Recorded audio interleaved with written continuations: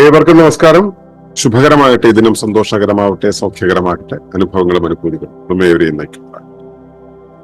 Olympus സ്വാധ്യായത്തില് 6ാമത്തെ അധ്യായം സുസ്ഥിര സമാജ സ്ഥാപനം എന്ന വിഷയത്തിൽ 2ാമത്തെ പാഠമാണ് നമ്മളിത് പഠിക്കുന്നത്. അത് ആഴപ്രകൃതി സാക്ഷരത എന്നുള്ള വിഷയമാണ്. എന്താണ് ഈ ആഴപ്രകൃതി സാക്ഷരത എന്നുള്ളത് നോക്കാം. Deep ecological literacy inculcate awareness, empower action, and summon humanity to address planetary issues. എന്താണ് ആഴപ്രകൃതി സാക്ഷരത? പാരിസ്ഥിതിക തകർച്ച, കാലാവസ്ഥാ പ്രതിസന്ധികൾ, പ്രകൃതിയിൽ നിന്നും മനുഷ്യരാശിയുടെ വിച്ഛേദം എന്നിവ നേരിടുന്ന ഒരു ലോകത്ത് അറിവും അവബോധവുമുള്ള വിദ്യാർത്ഥികളെയും സന്നദ്ധ സംഘടനാ പ്രവർത്തകരെയും രക്ഷിതാക്കളെയും കുടുംബങ്ങളെയും സജ്ജരാക്കുന്നതിന് പരിസ്ഥിതി സാക്ഷരത അത്യന്താപേക്ഷിതമായിരിക്കുകയാണ്.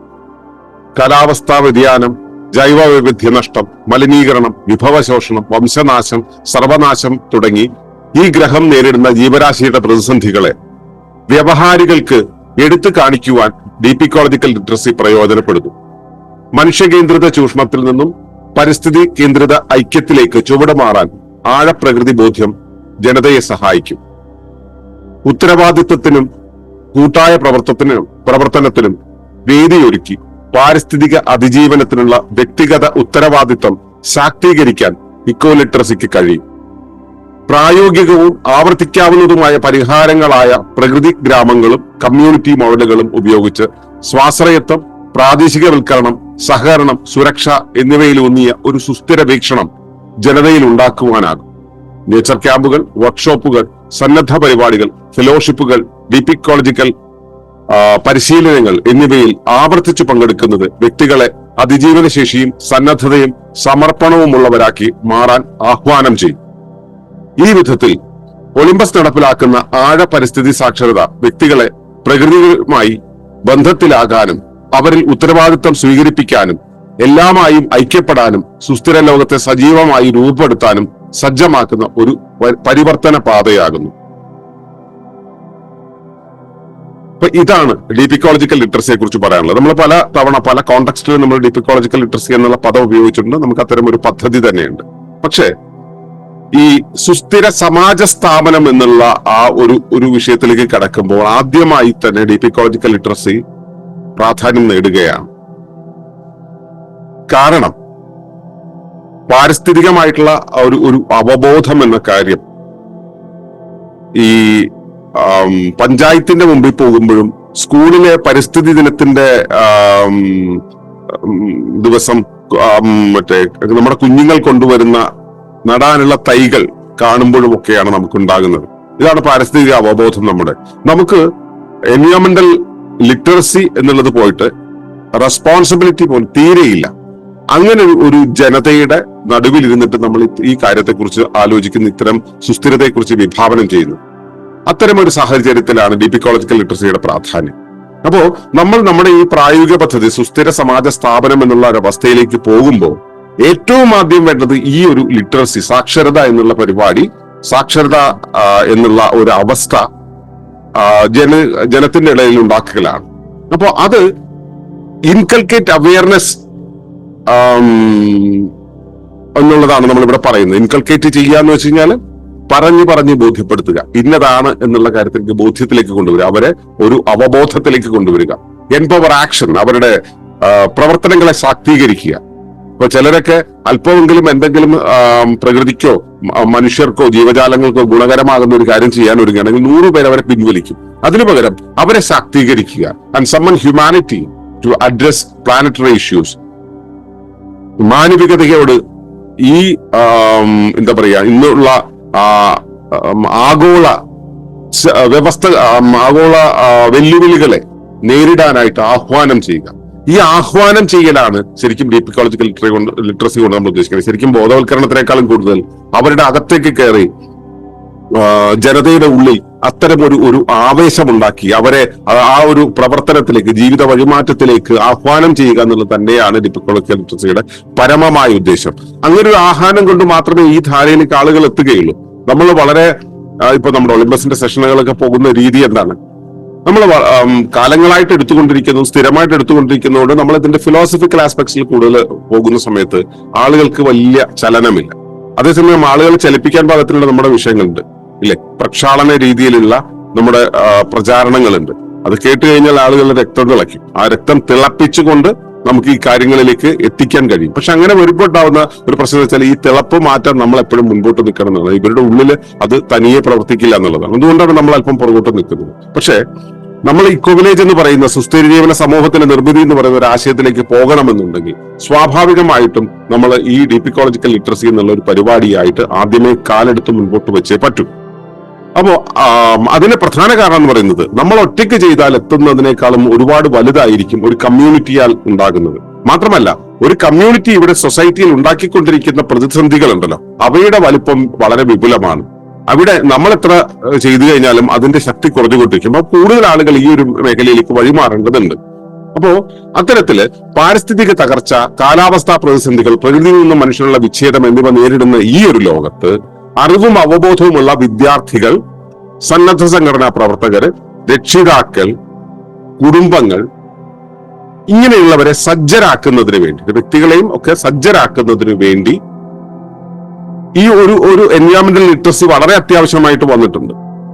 അപ്പോ അവിടെ പ്രധാനമായിട്ടുള്ള ചില വിഷയങ്ങൾ കാലാവസ്ഥാ വ്യതിയാനം, ജൈവ വൈവിധ്യ നഷ്ടം, മലിനീകരണം, വിഭവശോഷണം, വംശനാശം, സർവനാശം എന്നു തുടങ്ങി ഈ ഗ്രഹം നേടുന്ന ജീവരാശിയുടെ പ്രതിസന്ധികളെ വ്യവഹാരികൾക്ക് എടുത്തു കാണിക്കാൻ ഡീപിക്കോളജിക്കൽ ലിറ്ററസി പ്രയോജനപ്പെടുന്നുണ്ട്. ഈ വ്യവഹാരി എന്ന് പറയുന്ന ആളുകൾ മനസ്സിലായല്ലോ അല്ലെ, ജീവിത വ്യവഹാരങ്ങളിൽ മാത്രമായിട്ട് ജീവിച്ചു പോകുന്നു, ജീവിതത്തിന്റെ യഥാർത്ഥ കോറിലേക്ക് കടക്കാത്ത ആളുകൾ, ഉപരിപ്ലവമായി മാത്രം ജോലിക്കുന്നു, പഠിക്കാൻ പോകുന്നു, കല്യാണത്തിന് പോകുന്നു, ജോലിക്ക് പോകുന്നു, ഹോട്ടലിൽ പോകുന്നു, ചടങ്ങുകൾക്ക് പോകുന്നു, ഉത്സവങ്ങൾക്ക് പോകുന്നു, ഈ ഒരു വട്ടത്തിൽ ഇങ്ങനെ കറങ്ങിക്കൊണ്ടിരിക്കുന്നു. വളരെ യാഥാസ്ഥിതികരായിട്ടുള്ള, എന്നാൽ കാണുമ്പോൾ യൗക്തികരെന്നും മോഡേൺ ആയിട്ട് ജീവിക്കുന്നവരെന്നും നമുക്ക് തോന്നിപ്പോകുന്ന ആളുകൾ സത്യത്തിൽ റഥമിക്കാണ്. അവർ വളരെ റഥമിക്കാണ്. അവരെ ആ റഥത്തിൽ നിന്നും അവരെ മറ്റൊരു വിധത്തിലേക്ക് മാറ്റുവാനുള്ള ആൽഗോരിതം ലോകത്തെ നിയന്ത്രിക്കുന്നവർക്ക് അറിയാവുന്നതുകൊണ്ട് അത് അവരുടെ മസ്തിഷ്കത്തിലേക്ക് കൊടുത്തുകൊണ്ടാണ് ഈ ഒരു വഴിമാറ്റത്തിന് അവരെ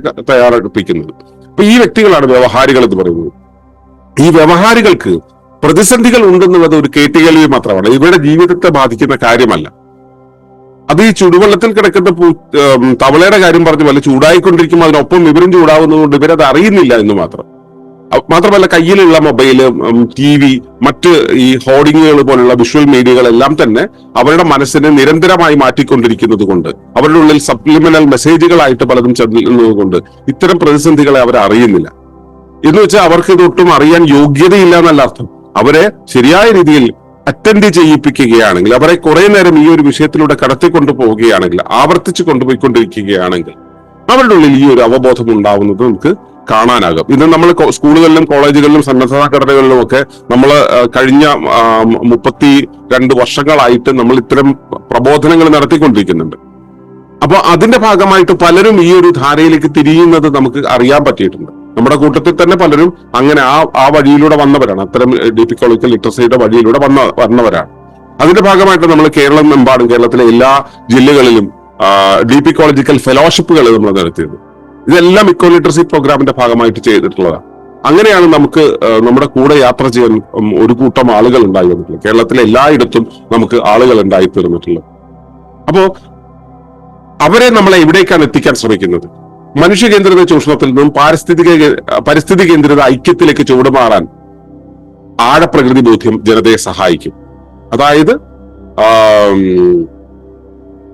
നമ്മളിപ്പോ ആന്ത്രോപോസെൻട്രിക് ആയിട്ടുള്ള മനുഷ്യ കേന്ദ്രിതമായിട്ടുള്ള ചൂഷണ വ്യവസ്ഥയിലാണ്, ആദായ വ്യവസ്ഥയിലാണ് ജീവിക്കുന്നത്. എല്ലാം നമുക്ക് നേടണം എന്നുള്ളൊരു വ്യവസ്ഥയിൽ ജീവിക്കുന്നതിന് പകരം ഇവ തമ്മിലുള്ള പ്രകൃതിയിൽ എല്ലാ ഘടകങ്ങളും തമ്മിലുള്ള പരസ്പര ആനന്ദത്തിലൂന്നിയ ഒരു പാരസ്പര്യ ജീവിതമാണ് ഇവിടെ ഉള്ളത് എന്ന് നമ്മൾ നിരന്തരം അവരെ ബോധിപ്പിക്കാൻ ശ്രമിച്ചാൽ ഉറപ്പായിട്ടും ജനതയിൽ മാറ്റം ഉണ്ടാവും. അതാണ് പങ്കജാക്ഷ ഗ്രൂപ്പൊക്കെ തറക്കൂട്ടങ്ങൾ വഴി ഇവിടെ ഉണ്ടാക്കിയിട്ടുള്ളത്. അദ്ദേഹത്തിന് നിരന്തരമായിട്ട് നൽകാൻ ഉള്ള ഒരു ആയുസ് ഇല്ലാത്തത് കൊണ്ട് ഒരു പക്ഷേ ഇതാണ് പോയി. പക്ഷെ മുഴുവനായിട്ടും പോയിട്ടുണ്ടോ? ഇല്ല. ഞങ്ങളെപ്പോലുള്ള ഒരുപാട് പേരുടെ, എന്നെപ്പോലുള്ള ഒരുപാട് പേരുടെ ഉള്ളിൽ സ്ഫുരണമായിട്ട് പങ്കജാക്ഷ ഗ്രൂപ്പ് ഇന്നും ജീവിക്കുകയാണ്. അദ്ദേഹം ചെയ്തത് എന്താണ്? ഇവ തമ്മിലുള്ള പാരസ്പര്യത്തിലൂന്നിയ ഒരു ജീവിതക്രമം ഇവിടെ ഉണ്ടാകേണ്ടതിന്റെ ആവശ്യം ആവർത്തിച്ച് പറഞ്ഞുകൊണ്ടിരുന്നു. അപ്പോ അവിടെ നമുക്ക് ശരിക്കും വേണ്ടത് വ്യക്തികൾക്ക്, ഇത്തരം പ്രവർത്തനങ്ങൾ നടത്തുന്ന വ്യക്തികൾക്ക് വേണ്ടത്, അല്ലെങ്കിൽ സാധാരണ ജനങ്ങൾ ഈ വഴിയിലേക്ക് വരുമ്പോൾ അവർക്ക് പ്രധാനമായിട്ടും ഉണ്ടാകുന്ന ഉത്തരവാദിത്തമാണ്. ഇപ്പോൾ നമ്മൾ കേരളത്തിലോ അല്ലെങ്കിൽ ദക്ഷിണേന്ത്യയിൽ എവിടെയെങ്കിലൊക്കെ യാത്ര ചെയ്ത് കഴിഞ്ഞാൽ എവിടെയും പ്ലാസ്റ്റിക്കിന്റെ കൂമ്പാരം ഇങ്ങനെ കാണാൻ കഴിയും. തെരുവിലൊക്കെ എവിടെ എന്തെങ്കിലും കിടക്കുന്നത് കഴിഞ്ഞാൽ അത് അവിടെ കിടക്കുകയുള്ളൂ. അത് വൃത്തിയാകണം എന്നുള്ളത് മുനിസിപ്പാലിറ്റിയുടെ ഉത്തരവാദിത്തമാണ്, അല്ലെങ്കിൽ കോർപ്പറേഷന്റെ ഉത്തരവാദിത്തമാണ്. ഇത് ജനതയുടെ ഉത്തരവാദിത്തമല്ല. നമ്മൾ പണ്ടുകാലത്ത് നമ്മൾ വഴിയിലൂടെ നടന്നു പോകുമ്പോൾ അവിടെ ഒരു മുള്ള് കിടക്കുന്ന കാര്യം നമ്മളെടുത്ത് മാറ്റിയിടും. കാരണം ഇനി വരുന്നവർക്ക് അത് ബുദ്ധിമുട്ടുണ്ടാകരുത് എന്നുള്ളത്. പക്ഷെ ഇപ്പൊ അങ്ങനെ ഒരു അവസ്ഥയില്ല. നമ്മൾക്ക് മുള്ളില്ല, പകരം അവിടെ വരുന്ന പ്രശ്നങ്ങളൊക്കെ പ്രശ്നങ്ങളാണ് നമുക്ക് തോന്നുന്നത്. അപ്പോ നമുക്ക് സാമൂഹ്യമായിട്ടുള്ള ഒരു ഉത്തരവാദിത്തം ഇല്ലാതെ പോയി. മാത്രമല്ല, ഇപ്പൊ ഒരാൾ ഒരു പ്രവൃത്തി ചെയ്യുകയാണെങ്കിൽ മറ്റുള്ളവർ അതിന്റെ കൂടെ കൂടുന്ന ഒരു പരിപാടിയില്ല, കൂട്ടായ പ്രവർത്തനത്തിലില്ല. അപ്പോ ഇതില് ശരിക്കും നമുക്ക് വേണ്ട ഉത്തരവാദിത്തത്തിനും കൂട്ടായ പ്രവർത്തനത്തിനും വേദി ഒരുക്കുന്ന പാരിസ്ഥിതിക അതിജീവനത്തിന് ഉള്ള വ്യക്തിഗത ഉത്തരവാദിത്തം ശാക്തീകരിക്കാൻ ഇക്കോ ലിറ്ററസിക്ക് കഴിയും. നമ്മൾ ഈ ക്യാമ്പയിനുകൾ, പലതരം ക്യാമ്പയിനുകൾ, വോളണ്ടിയറിംഗ് ആക്ടിവിറ്റീസ്, കമ്പൈൻഡ് ആയിട്ടുള്ള യാത്രകൾ, കമ്പൈൻഡ് ആയിട്ടുള്ള പഠനം, കമ്പൈൻഡ് ആയിട്ടുള്ള ജീവിതം, കമ്പൈൻഡ് ആയിട്ടുള്ള ഭക്ഷണം, കമ്പൈൻഡ് ആയിട്ടുള്ള ഉറക്കം, ഇങ്ങനെയുള്ള കാര്യങ്ങൾ ചെയ്യുന്ന സമയത്ത് നമുക്ക് കൂട്ടുത്തരവാദിത്തത്തിന്റെ പാരസ്പര്യത്തിലുള്ള വേദികൾ കൂടുകയാണ്. അല്ലാതെ 4 ചുമരിനകത്ത് വ്യക്തിഗത രീതിയിൽ ജീവിച്ചു പോകുമ്പോൾ ഉണ്ടാകുന്ന ആ വ്യക്തിപരതയിൽ ഊന്നിയ ഒരു ജീവിത സങ്കല്പം ഉണ്ടല്ലോ. ഈ സങ്കല്പം നമ്മളെ ജീവിതത്തിൽ നിന്നും, പരസ്പരാനന്ദ ജീവിതത്തിൽ നിന്നും, പാരസ്പര്യത്തിൽ നിന്നും നമ്മൾ മുറിച്ചു കളയും. ആ മുറിച്ചു കളയുക എന്നുള്ള ആശയത്തെ തന്നെയാണ് ബ്രേക്ക് ദ ചെയിൻ എന്നുള്ള രീതിയിൽ അതോറിറ്റേറിയൻസ് നമ്മളെ പഠിപ്പിച്ചത്, നമ്മുടെ ബ്രെയിനിലേക്ക് കയറ്റി കൊടുത്തത്. ഇപ്പോഴും നമ്മൾ വെളിയിലേക്ക് പോവുകയാണെങ്കിൽ പല സ്ഥലങ്ങളിലും ബ്രേക്ക് ദ ചെയിൻ എന്നുള്ള ബോർഡുകൾ കാണാൻ കഴിയും. അപ്പൊ ഇത് നമ്മുടെ ഉള്ളിൽ നിരന്തരം സപ്ലിമെന്റൽ ആയിട്ട് കയറിക്കൊണ്ടിരിക്കണം. അപ്പൊ നമുക്ക് ബന്ധങ്ങൾ പാടില്ല, നമുക്ക് ആരുമായിട്ടും ബന്ധം പാടില്ല എന്നുള്ള രീതിയിലുള്ള ഒരു അവസ്ഥ ഇവിടെ ഉണ്ടായിക്കൊണ്ടിരിക്കുകയാണ്. ഇത് പൊളിച്ച് വ്യക്തിഗത ഉത്തരവാദിത്വം ശാക്തീകരിക്കാൻ ഓരോ വ്യക്തിക്കും സമൂഹത്തിനോട്, പരിസ്ഥിതിയോട്, ഈ ജാലികയോടുള്ള ഒരു ഉത്തരവാദിത്വം ശാക്തീകരിക്കാൻ ഇക്കോ ലിറ്ററസിക്ക് കഴിയുന്നുണ്ട്. നമ്മളത് പരീക്ഷിച്ചിട്ടുള്ളത്. പ്രായോഗികവും ആവർത്തിക്കാവുന്നതുമായ പരിഹാരങ്ങളായ പ്രകൃതി ഗ്രാമങ്ങളും കമ്മ്യൂണിറ്റി മോഡലുകൾ ഉപയോഗിച്ച് സ്വാശ്രയത്വം, പ്രാദേശികവൽക്കരണം, സഹകരണം, സുരക്ഷ എന്നിവയെ ഊന്നിയ ഒരു സുസ്ഥിര വീക്ഷണം ജനതയിൽ ഉണ്ടാക്കാനാകും. നമുക്ക് ഈ ഇക്കോ വില്ലേജില്, നമ്മുടെ പാടൂരുള്ള ഇക്കോ വില്ലേജിൽ വെച്ച് നമ്മൾ നടത്തുന്ന പല പരിപാടികളും അവിടെ വന്ന് ഇങ്ങനെ ജീവിക്കാനാകുമെന്ന് പലർക്കും ഒരു മാതൃക ആയി മാറിയിട്ടുണ്ട്. ഇതൊരു വല്ലാത്ത സാധ്യതയാണല്ലോ എന്നുള്ളത് മാറിയിട്ടുണ്ട്. പക്ഷെ അവിടെ സ്ഥിരമായിട്ട് താമസിക്കാൻ ആർക്കും വയ്യ. നമ്മളും പറയുന്നതാണ്, അവിടെ വരിക, 2 ദിവസം താമസിക്കുക, തിരിച്ച് അവരവരുടെ വീട്ടിലേക്ക് പോകുക. പക്ഷെ ഇവിടെ ഇങ്ങനെ ഒരു ജീവിത വ്യവസ്ഥ ഉണ്ടെന്ന് അവർക്കും അവരുടെ മക്കൾക്കും അവരുടെ കുഞ്ഞുങ്ങൾക്കും ഒക്കെ കൃത്യമായിട്ട് മനസ്സിലാവുന്ന സമയത്ത്, ഇനിയൊരു ദുരന്തം ഉണ്ടാവുന്ന സമയത്ത് നമുക്ക് ഇവിടെ മാറി ജീവിക്കാൻ പറ്റും, അതിലൊരു വഴിയുണ്ടെന്നുള്ള ഒരു ബോധം നമുക്കുണ്ടാവും. മാത്രമല്ല, സ്വാശ്രയത്വം എന്താണെന്ന് മനസ്സിലാകും. പ്രാദേശികവൽക്കരണം, നമ്മളെ പ്രാദേശികമായി കിട്ടുന്ന വിഭവങ്ങൾ കൊണ്ട് മാത്രം ജീവിക്കുന്ന ഒരു അവസ്ഥ എന്താണെന്ന്, സഹകരണം എന്താണെന്ന്, ഏറ്റവും മിനിമത്തിലുള്ള ജീവിതത്തിനകത്ത് നമുക്ക് ജീവിതത്തിൽ കിട്ടുന്ന സുരക്ഷ എത്രത്തോളം വലുതാണ് എന്ന ഒരു സുസ്ഥിര ജീവിത വീക്ഷണം ജനതയിൽ ഉണ്ടാക്കാൻ ഈ ഡീപ് ഇക്കോളജിക്കൽ ലിറ്ററസി എന്നുള്ള ആക്ടിവിറ്റിക്ക് കഴിയുന്നുണ്ട്. അതൊരു പലതരം ആക്ടിവിറ്റികളിലൂടെയാണ് ഈ ഡീപ് ഇക്കോളജിക്കൽ ലിറ്ററസി നമ്മൾ നടപ്പിലാക്കുന്നത്. നേച്ചർ ക്യാമ്പുകൾ, വർക്ക്ഷോപ്പുകൾ, വോളണ്ടിയറിംഗ് ആക്ടിവിറ്റീസ്, അതുപോലെ തന്നെ ഫെലോഷിപ്പുകൾ, പിന്നെ ഡീപ് ഇക്കോളജിക്കൽ ആയിട്ടുള്ള മറ്റു പലതരം ട്രെയിനിങ്ങുകൾ, ഈ permaculture training, carbon neutral practice, അല്ലെങ്കിൽ നാച്ചുറൽ ഹൈജീൻ തുടങ്ങിയ ഡീപ് ഇക്കോളജിക്കൽ പ്രാക്ടീസുകൾ എന്നിവയിലൂടെ ആവർത്തിച്ചു പങ്കെടുക്കുന്ന വ്യക്തികളെ അതിജീവന ശേഷിയും സന്നദ്ധതയും സമർപ്പണവും ഉള്ളവരാക്കി മാറ്റാൻ ആഹ്വാനം ചെയ്യാൻ നമുക്ക് കഴിയും. നിങ്ങൾ ഇങ്ങനെയാകണം എന്ന് അവരോട് നമുക്ക് ആവർത്തിച്ചു പറയാൻ, ഉറക്കെ വിളിച്ചു പറയാൻ, അവരുടെ ഉള്ളിലേക്ക് എന്താ പറയാ, ആവേശമുണ്ടാകാൻ പാകത്തിൽ ആഹ്വാനം ചെയ്യാൻ നമുക്ക് കഴിയും. ഈ വിധത്തിൽ ഒളിമ്പസ് നടപ്പിലാക്കുന്ന ആഴപ്രകൃതി സാക്ഷരത വ്യക്തികളെ പ്രകൃതിയുമായി ബന്ധത്തിലാകാനും അവരുടെ ഉത്തരവാദിത്വം സ്വീകരിപ്പിക്കാനും എല്ലാമായും ഐക്യപ്പെടാനും സുസ്ഥിര ലോകത്തെ സജീവമായി രൂപപ്പെടുത്താനും സജ്ജമാക്കുന്ന ഒരു പരിവർത്തന പാതയാണ്. നമ്മൾ ഇതാണ് ഉദ്ദേശിക്കുന്നത്. അതായത് നമ്മള് ഇപ്പൊ ഒരു ഇക്കോ വില്ലേജ് ഉണ്ടാക്കുക, സുസ്ഥിര ജീവിത സമൂഹം ഉണ്ടാക്കുക എന്ന് വെച്ചാൽ നിന്ന് നിപ്പി നടക്കുന്ന കാര്യമല്ല. അതിനു മുമ്പ് ഒരുപാട് പടയൊരുക്കങ്ങൾ നടത്തുന്നത്. അതിൽ ഏറ്റവും പ്രധാനപ്പെട്ട പടയൊരുക്കമാണ് ഡീപ് ഇക്കോളജിക്കൽ ലിറ്ററസി എന്ന് പറയുന്നത്. കാരണം ജനങ്ങളിലേക്ക് ഈ കാര്യങ്ങൾ എത്തിക്കണം, ഇങ്ങനെ ഒന്നുണ്ടെന്ന് എത്തിക്കണം. അത് ടെക്സ്റ്റ് ബുക്കിൽ പറയുന്ന, പഞ്ചായത്തിന്റെ മുന്നിൽ എഴുതി വെച്ചിട്ടുള്ള ഈ ഭൂമിയെ കുറിച്ചുള്ള കുറച്ച് ചിത്രങ്ങൾ, അംഗനവാടിയുടെ മുമ്പിൽ വരച്ചു വെച്ചിട്ടുള്ള കുറച്ച് ചിത്രങ്ങൾ കൊണ്ട് പാരിസ്ഥിതിക അവബോധം ഉണ്ടാവില്ല. നമ്മൾ ജനങ്ങളിലേക്ക് ഇറങ്ങിച്ചെല്ലും. നമുക്ക് എല്ലാ ജനങ്ങളിലേക്കും എത്തിക്കാൻ കഴിയുമോ നമുക്കറിയില്ല. പക്ഷെ നമുക്ക് കമ്മ്യൂണിക്കേറ്റ് ചെയ്യാൻ പറ്റുന്ന ആളുകളുടെ ഉള്ളിലേക്ക് ഈ ഒരു സന്ദേശം കൊടുത്ത് അവരെ പരിവർത്തിപ്പിക്കാൻ, അവരെ പുതിയൊരു ജീവിത വ്യവസ്ഥയ്ക്കായിട്ട് പാരിസ്ഥിതികമായിട്ടുള്ള പരിസ്ഥിതി കേന്ദ്രിതമായിട്ടുള്ള ഒരു ജീവിത വ്യവസ്ഥയിലേക്ക് അവരെ വഴിതിരിക്കാൻ നമുക്ക് അവരെ അഡ്രസ് ചെയ്യുന്നതോടുകൂടി കഴിയാൻ പറ്റണം. മാത്രമല്ല, അതിനെ ആധാരമാക്കി കാര്യമായിട്ട് ഡീപ്പായിട്ട് എന്തെങ്കിലും ചെയ്യാൻ ഉദ്ദേശിക്കുന്നവർക്ക് അതിന് ചെയ്യാനുള്ള പ്രായോഗിക സജ്ജീകരണം നൽകാൻ, അവരെ കൃത്യമായിട്ട് അതിനെ പരിശീലിപ്പിച്ചെടുക്കാൻ നമുക്ക് കഴിയണം. അതിനുവേണ്ടിയാണ് ഡീപ്പ് ഇക്കോളജിക്കൽ ലിറ്ററസി എന്നുള്ള ഈ പരിപാടി നമ്മൾ മുൻപോട്ട് വെക്കുന്നത്. അപ്പൊ ഇതിലൂടെ മാത്രമേ സുസ്ഥിര സമാജ സ്ഥാപനം എന്നുള്ള പ്രക്രിയ പൂർണ്ണമാവുകയുള്ളൂ എന്നതാണ് നമ്മൾ പറഞ്ഞു വരുന്നത്. അപ്പോ സുസ്ഥിര സമാജ സ്ഥാപനത്തിലെ 2ാമത്തെ അധ്യായമാണ് ഈ ഡീപ്പ് ഇക്കോളജിക്കൽ ലിറ്ററസി എന്നുള്ളത്. 2ാമത്തെ അധ്യായം എന്ന് പറയുമ്പോൾ തുടക്കത്തിൽ തന്നെ ഇനി കുറെ എണ്ണം ഉണ്ട്.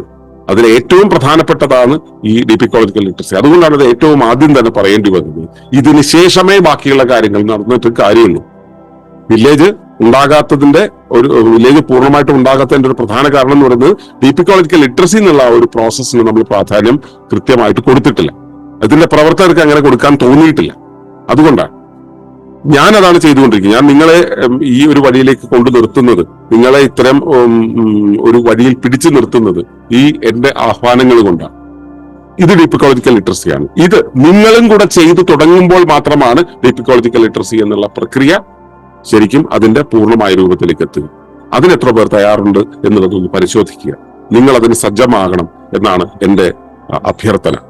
അത് എന്റെ അഭ്യർത്ഥന മാത്രമല്ല, നിങ്ങളുടെ ഉത്തരവാദിത്തമാണ്. നിങ്ങൾ അത് ഏറ്റെടുക്കേണ്ട പ്രകൃതി നൽകുന്ന ധർമ്മമാണ്. ആ ധർമ്മത്തിലേക്ക് നിങ്ങളുടെ ശ്രദ്ധയെ ക്ഷണിച്ചുകൊണ്ട് നിർത്തുന്നു. നന്ദി, നമസ്കാരം. ഈ വിഷയം ഇഷ്ടമായെങ്കിൽ ഒന്ന് ലൈക്ക് ചെയ്യുക, കമന്റ് ചെയ്യുക, ഷെയർ ചെയ്യുക. നിങ്ങൾ പ്രകൃതിയെ ഇഷ്ടപ്പെടുന്നുവെങ്കിൽ ഈ ചാനൽ സബ്സ്ക്രൈബ് ചെയ്യുക.